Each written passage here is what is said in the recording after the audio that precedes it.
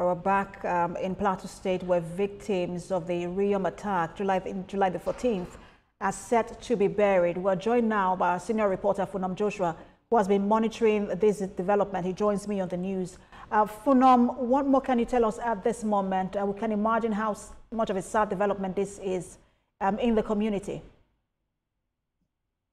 Okay, thank you very much. As you can see behind me, residents, mourners across Riyom local government and some parts of Plateau, came out to show to bid farewell to these victims of the attack, the 27 victims that were killed some 2 weeks ago.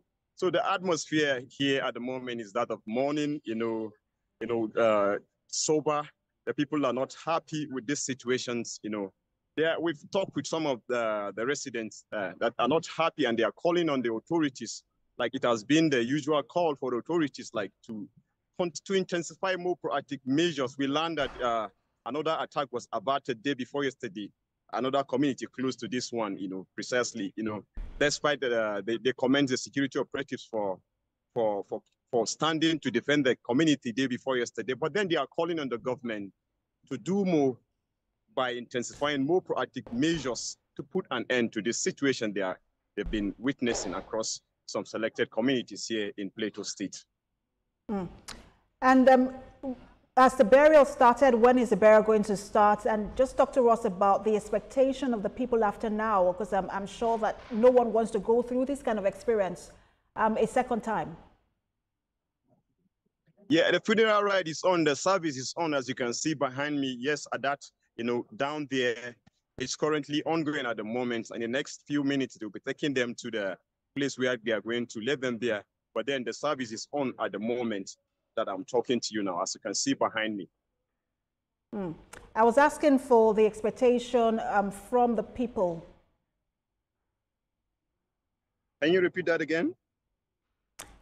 I was asking you, what are the expectations of the people? I'm sure they wouldn't want to have this kind of experience a second time.